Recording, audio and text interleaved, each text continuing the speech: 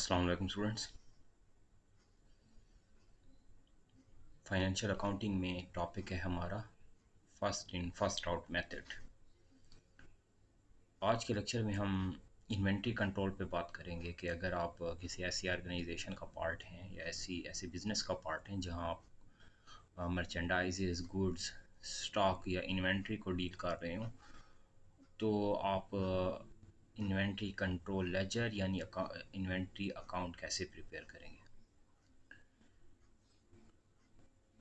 जब inflationary trends हों और प्राइसेस का ग्रेजुअल इंक्रीज़ आ रहा हो, तो यानी आप ऐसे ट्रेंड्स का पार्ट हों जब मार्केट में प्राइसेस ग्रेजुअली इंक्रीज़ हो रही हों, या फिर आप जो इन्वेंट्री डील कर रहे हैं वो पेरिशेबल हो जिसकी लाइफ कम हो, तो आप फाइफो मेथड यूज़ करते हो। FIFO method basically first in first out method है। फोर मेथड्स पे हम ऑलरेडी बात कर चुके हैं, सीख चुके हैं प्रीवियस लेक्चर्स में, जिनमें स्पेसिफिक आइडेंटिफिकेशन मेथड था, average method, FIFO method and LIFO method.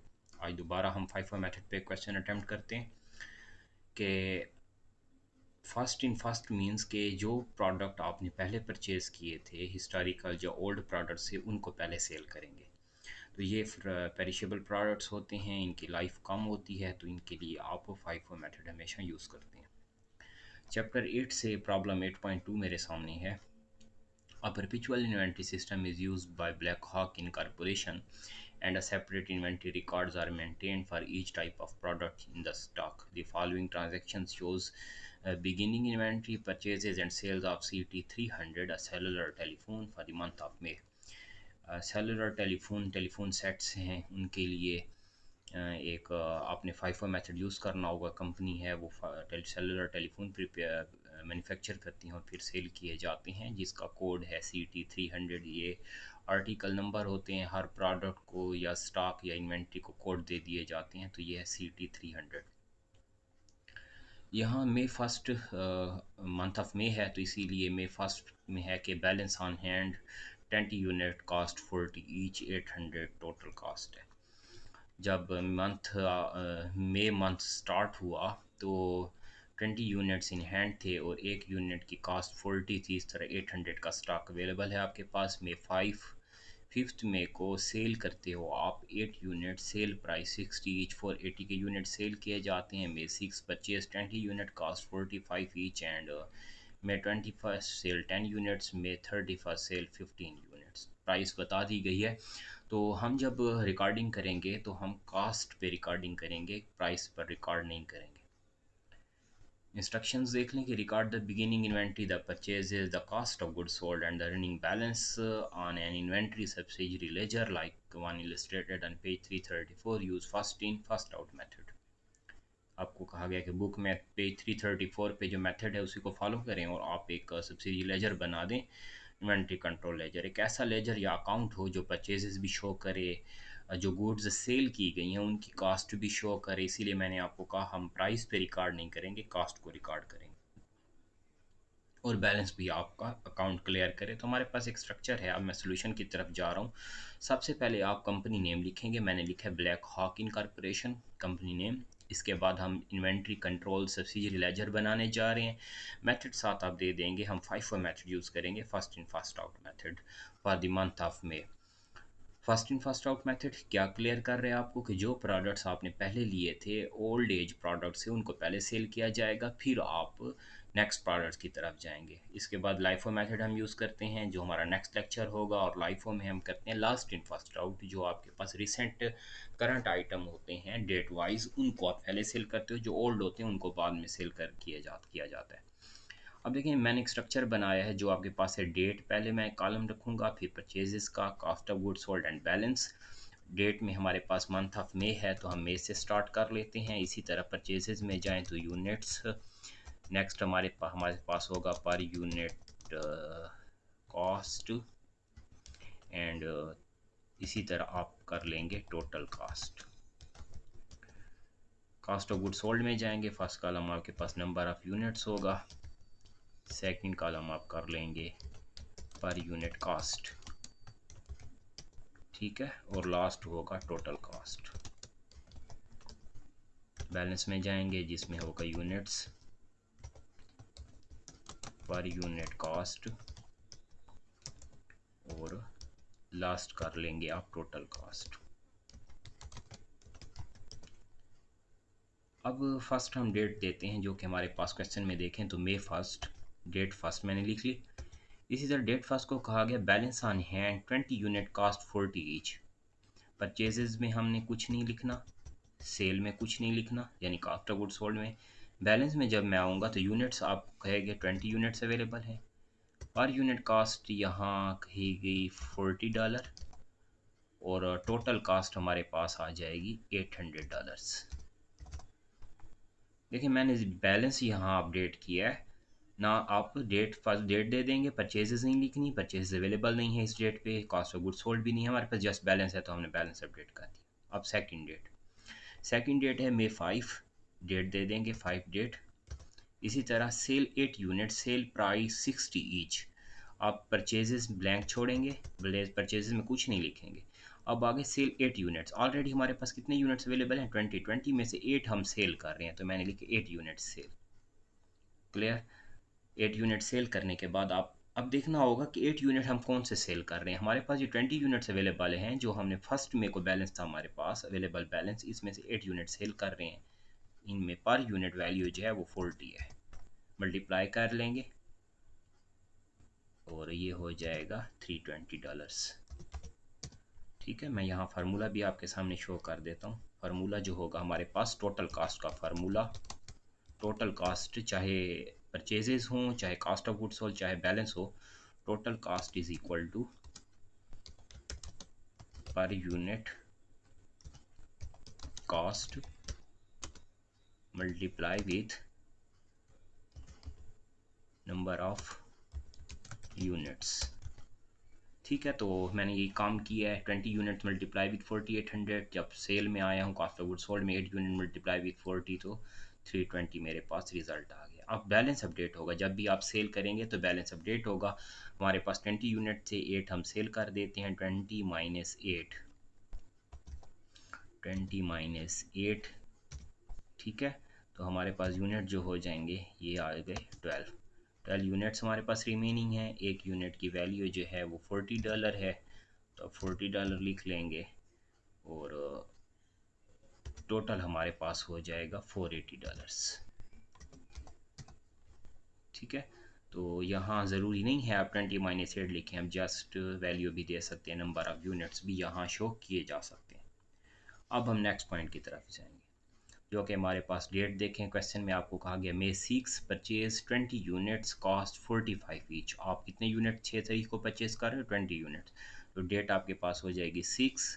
Purchase में आएंगे, परचेज आप देख रहे हैं 20 यूनिट्स परचेज कर रहे हो, पर यूनिट कॉस्ट आप पुट करेंगे, पर यूनिट कॉस्ट आपके पास है 45 और टोटल कॉस्ट आ जाएगी हमारे पास 900।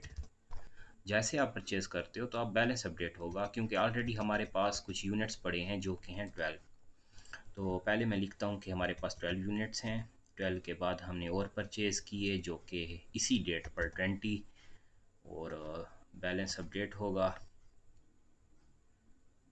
बैलेंस की तरफ जाएं तो 20 यूनिट जो थे, एक यूनिट की वैल्यू आपके पास 40 है और टोटल ये हमारे पास थे 480 के, $480। जो 20 यूनिट हमने परचेज़ किए ये हमने पर यूनिट वैल्यू इसमें थी 45। 20 यूनिट जो परचेज़ करते हैं पर यूनिट वैल्यू कितनी है हमारे पास 45, तो हम 45 इनको पर यूनिट कास्ट दे देते हैं। जब हम टोटल पे जाते हैं 480 ऑलरेडी हैं, 45 मल्टीप्लाई विथ 20 जो हमने बाद में परचेज़ किए ये हमारे पास 900 के हमने परचेज़ कर लिए।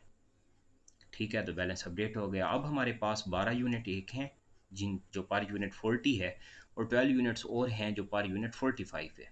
तो हमारे पास 480 के एक यूनिट पड़े हैं और 900 के यूनिट दूसरे हैं, तो इनको हम फर्दर जब सेल की बात आएगी कंडीशन आएगी तो हम ट्रीट करेंगे।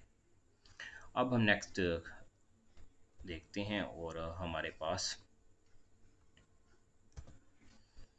नेक्स्ट डेट अगर देखें मई 21 सेल 10 यूनिट्स, 21 डेट आप दे देंगे।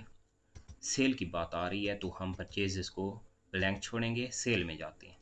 सेल आपको कहा गया सेल 10 यूनिट्स। अब देखिए हमारे पास है फर्स्ट इन फर्स्ट आउट।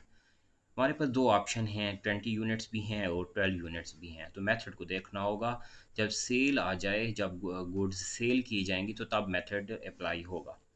एक यूनिट है 20 जो हमने 6 तारीख को परचेज़ किए, एक यूनिट है 12 जो हमारा ऑलरेडी बैलेंस चल रहा है उनमें से हैं। तो फर्स्ट इन फर्स्ट आउट है, तो आप ओल्ड प्रोडक्ट्स को पहले सेल करेंगे। आप 12 प्रोडक्ट्स जो हैं इनमें से 10 सेल कर देंगे। तो हम 10 यूनिट सेल करते हैं। 10 यूनिट सेल करने में हमारी पर यूनिट वैल्यू जो है वो 40 होगी, क्योंकि हमने जो 12 यूनिट्स हैं इनमें से 10 सेल किए। और ये हमारे पास 400 के हमने यूनिट सेल कर दिए। जब सेल करते हो तो बैलेंस अपडेट होगा, 2 यूनिट हमारे पास हो जाएंगे रिमेनिंग। और 20 यूनिट्स और हमारे पास हैं, 2 यूनिट जो हम सेल कर रहे हैं। एक यूनिट की वैल्यू हमारे पास 40 है, तो मल्टीप्लाई हो जाएगा 40 मल्टीप्लाई विद 20। और इसी तरह जो 20 यूनिट्स हैं, ये एक यूनिट की वैल्यू 45 है। अब अगर नेक्स्ट देख लें, बैलेंस अपडेट होगा, टोटल बैलेंस की तरफ जाते हैं तो $80 के हमारे पास एक यूनिट है। क्लियर। और 900 के हमारे पास और जो नेक्स्ट हमने परचेज़ किए थे यूनिट्स अवेलेबल हैं। क्लियर। तो ये हमारे पास बैलेंस अपडेट हो गया। अब हम नेक्स्ट देखते हैं, लास्ट डेट है डेट 31। आपको कहा गया मई 31 को आप 15 यूनिट सेल करते हैं। परचेजेज आप ब्लैंक रखेंगे, सेल में आएंगे। सेल हम देखते हैं कि कौन से यूनिट पहले हमें सेल करने हैं। फर्स्ट इन फर्स्ट आउट है। एक हमारे पास ओल्ड यूनिट जो हैं वो 2 हैं, और करंट यूनिट जो रिसेंट चल रही हैं वो 20 हैं। तो हमारे पास पहले हम 2 को सेल करेंगे, 2 यूनिट सेल किए जाएंगे। 2 यूनिट के साथ हमें बेच सेल कितने करने हैं, 15, और 13 यूनिट हम सेल करेंगे। दो जो हम 2 यूनिट सेल कर रहे हैं, 2 यूनिट जो होंगे ये ओल्ड हैं, और एक यूनिट की वैल्यू 40 है, ये सेल हो जाएंगे। इसी तरह जो 13 यूनिट हमने टोटल क्योंकि 15 सेल करने थे, तो 2 यूनिट ओल्ड उठ लेंगे और 13 यूनिट हम 45 में से लेंगे। तो मैंने 45 ये कर लिया। अब हम यहाँ से हमारे पास वैल्यू अपडेट होगी, बैलेंस देख लें। $80 हमारे पास एक यूनिट हमने सेल किए, और 45 मल्टीप्लाई विथ 13 कर लेंगे आप। आपके पास रिज़ल्ट आ जाएगा 585 $585। ये हमने सेल कर दिए, बैलेंस अपडेट होगा।